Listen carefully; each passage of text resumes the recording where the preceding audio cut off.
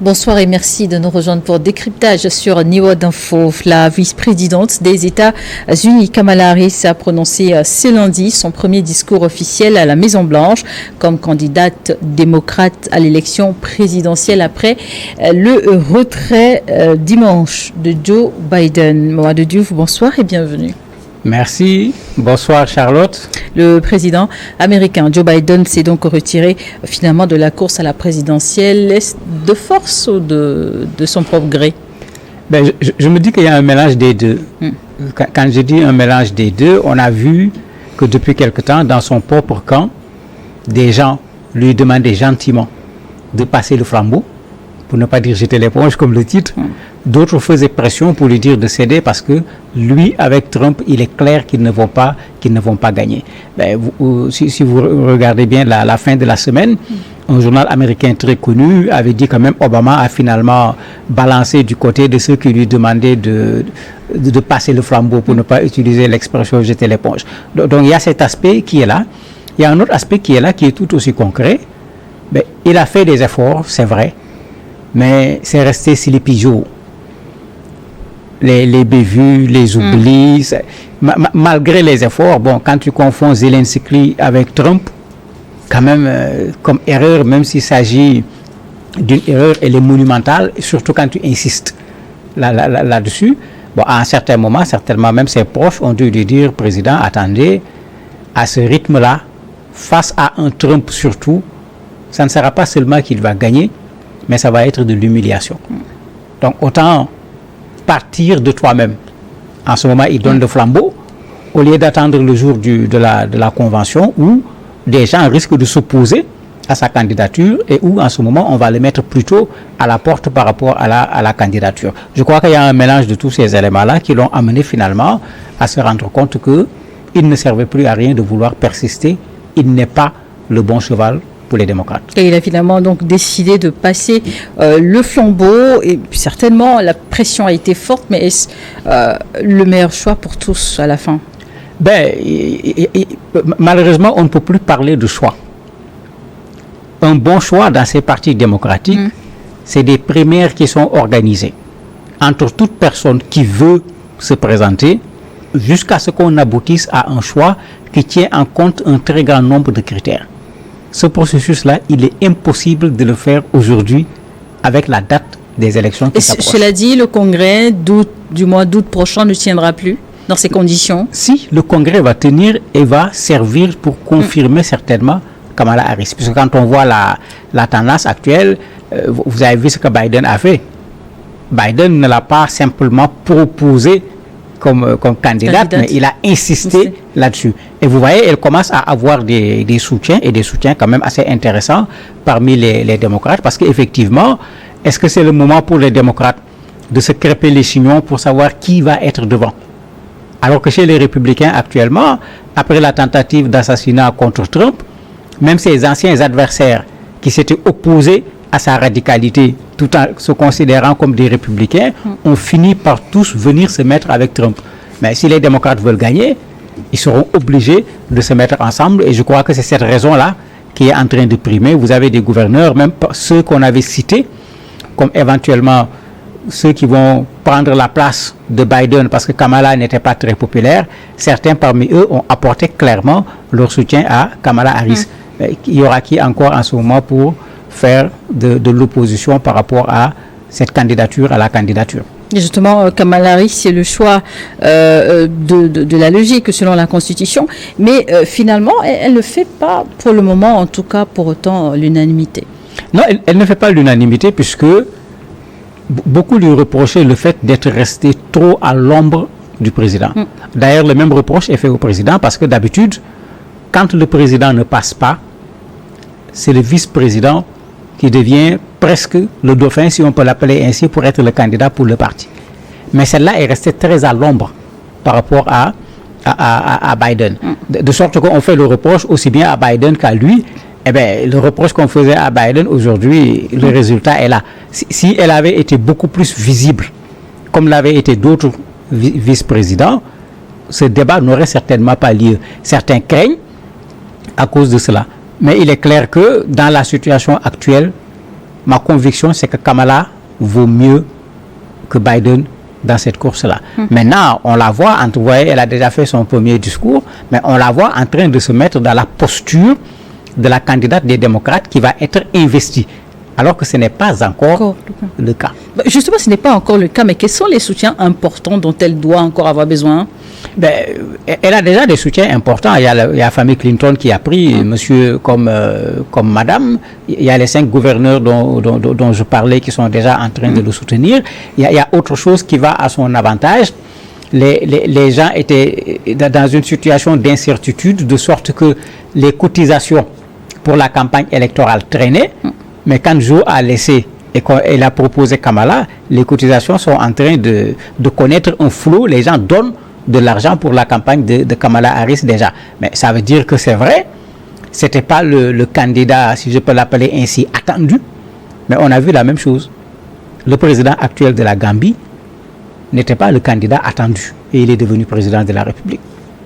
Le président actuel du Sénégal n'était pas le candidat attendu et il est devenu président de la son homologue Diomaye Faye. Voilà. Mais on pourrait se retrouver avec la même situation où Kamala devient ce qu'il faut. Pour ceux qui pensent que Trump ne doit pas aller à nouveau à la Maison-Blanche, Kamala va être le cheval sur lequel il va falloir miser.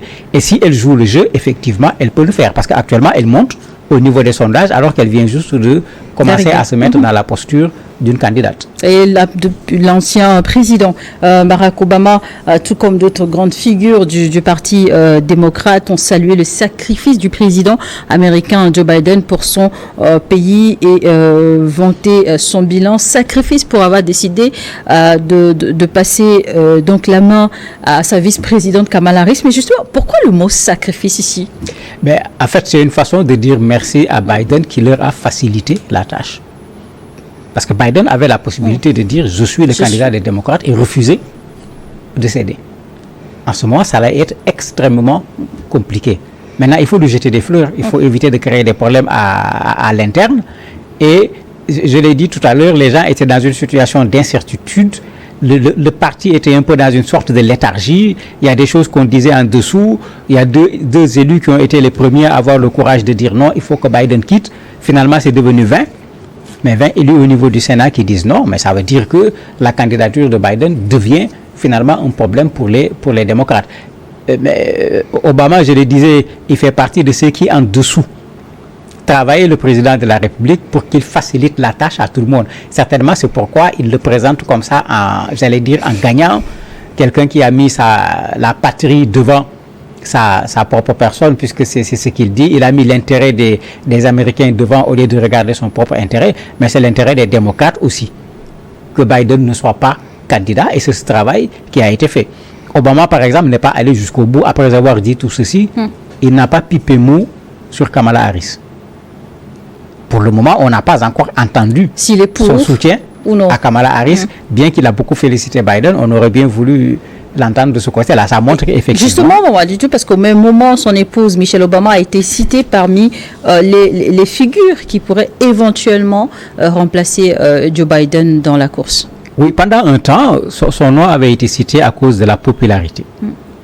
Mais elle ne semblait pas intéressée, elle n'avait pas montré un intérêt.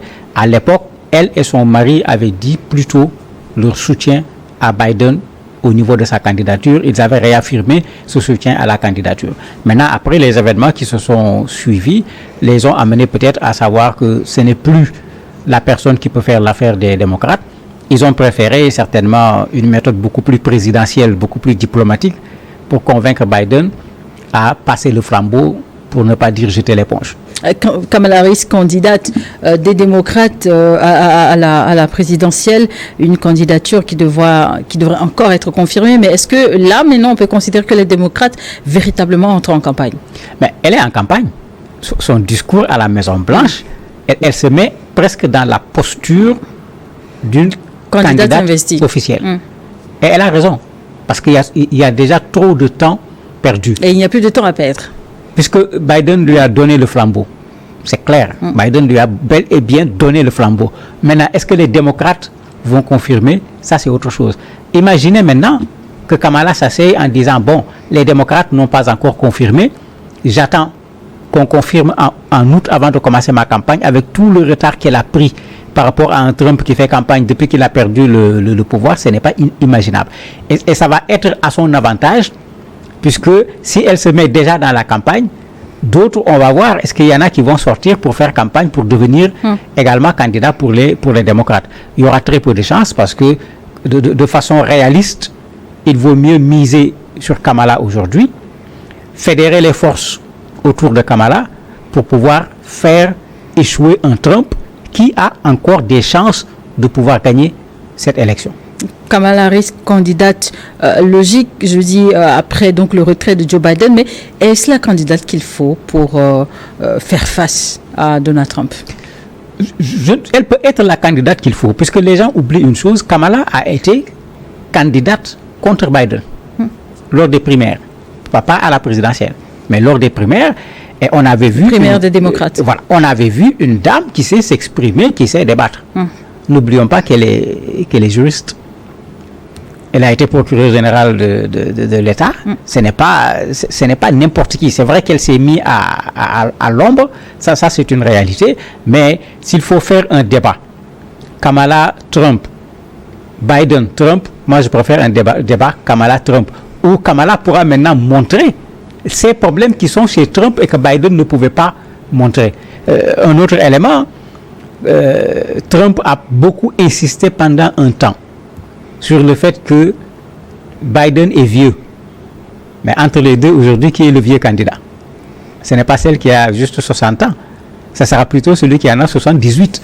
C'est-à-dire on peut lui retourner, Kamala peut reprendre l'argument de Trump et le retourner contre Trump en lui disant, bon, il faut faire toi aussi comme Biden, il faut laisser la nouvelle génération venir prendre, et ça peut faire mouche. Mais l'autre chose, il n'y a jamais eu de femme président aux États-Unis. Il y a ce challenge qui est là. Président noir aux États-Unis. Justement, quel a été son parcours en politique à Kamala Harris? Elle est allée très vite. C'est une juriste qui a d'abord été simplement procureur dans un district, qui s'est finalement trouvé procureur général de l'État, mais qui ensuite s'est mis au Sénat. Elle a été au Sénat. Bon, souvent c'est le chemin que les gens prennent. Et en 2016, elle s'est retrouvée au niveau du Sénat. Mais de là, elle s'est, comme je l'ai dit tout à l'heure, portée candidate pour être désignée au nom des démocrates. Et elle a eu comme co-listier, pas co-listier parce que là vous partez ensemble, comme co-débatteur Biden lors d'un débat télévisé où elle n'avait pas laissé Biden tranquille. Certainement, c'est là-bas où Biden a vu que celle-là peut lui être utile. Et elle s'est retrouvée finalement comme vice-présidente des États-Unis. Donc, quand on regarde le parcours, elle a pratiquement pris le chemin qu'il faut pour pouvoir devenir présidente des États-Unis un jour. Sauf que elle ne s'est pas trop montrée en tant que vice-présidente, puisque c'était une occasion pour elle de faire savoir qui elle est. Mais si elle l'avait fait aujourd'hui, sa cote de popularité aurait été différente que ce qu'elle a aujourd'hui.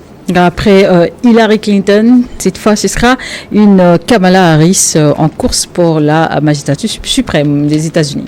Tout à fait. Elle va en faire certainement un challenge. Elle va essayer de mobiliser le vote féminin. Elle va essayer de mobiliser également ce vote qui n'est pas blanc, qui existe aux États-Unis, qui est une réalité, parce qu'il ne faut pas qu'on l'oublie. Oui. Elle a des origines jamaïcaines, indiennes, américaines, parce que c'est tout un melting pot, comme on dit aux États-Unis. Elle peut jouer sur ça pour être la candidate de tous ceux qui sont américains, parce qu'elle se retrouve dans tous ces éléments. Et on va s'attendre pour le prochain, en tout cas, débat entre les deux candidats. Oui, ça, il va falloir qu'elle le prépare parce qu'il faut le dire clairement, Trump l'a emporté. Une Kamala Harris face à Donald Trump, est-ce que ça changerait quelque chose dans les pronostics des sondages? Jusqu'alors, Donald Trump était, en tout cas, dit être en tête. Ça peut changer beaucoup de choses parce que Kamala monte actuellement au niveau des sondages, alors qu'elle n'est pas encore officiellement candidate. Mais si elle réussit un débat contre Trump, ce qu'elle doit pouvoir faire, parce qu'il faut le dire clairement, s'il faut regarder la Trump d'un point de vue intellectuel, tout un tas de choses, avec Trump, il n'y aura pas de L'enjeu serait de relever le défi dès le premier débat? Mais ce sera le seul débat, puisqu'il avait, ce qui avait été retenu, c'est que cette fois-ci, il y en aura deux. Donc, elle, ça sera le seul débat qu'elle va avoir avec Trump. Mais c'est l'occasion pour elle de rendre le coup KO contre Biden pour que au moins les sondages bougent dans l'autre sens en faveur des démocrates. En tout cas, Kamala Harris, candidate des démocrates, le congrès des démocrates prochainement devra encore confirmer, mais vous estimez qu'elle est déjà bien partie? Je trouve qu'elle est très bien partie, surtout avec des gouverneurs qui commencent à la soutenir. Vous avez les grosses pointures qui sont là. Et certainement, c'est le jeu de ces grosses pointures. Au lieu d'être là à dire on cherche, on va trier, il vaut mieux prendre déjà une personne, porter la personne, gagner du temps au lieu d'attendre le moment des conventions pour commencer à faire une campagne qui est déjà très en retard parce que même Biden en campagne n'a pas fait ce que Trump a fait jusqu'à présent. Merci, Mohamed Diouf, d'avoir accepté de répondre à nos questions. Merci à vous de nous avoir trouvés dans Décryptage.